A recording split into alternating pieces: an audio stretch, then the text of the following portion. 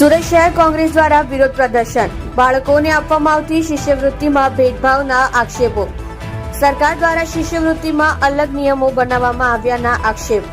સુરતમાં ગુજરાત બહારના વિદ્યાર્થીઓને નહીં મળે શિષ્યવૃત્તિ, વિદ્યાર્થીઓને મળતી શિષ્યવૃત્તિને લઈ વાલીઓ દુવિધામાં, કોંગ્રેસ દ્વારા વિરોધ કરી તમામને શિષ્યવૃત્તિ આપવા માંગ, સુરત પાલિકાની તમામ શાળા બહાર વિરોધ કરવામાં આવ્યો।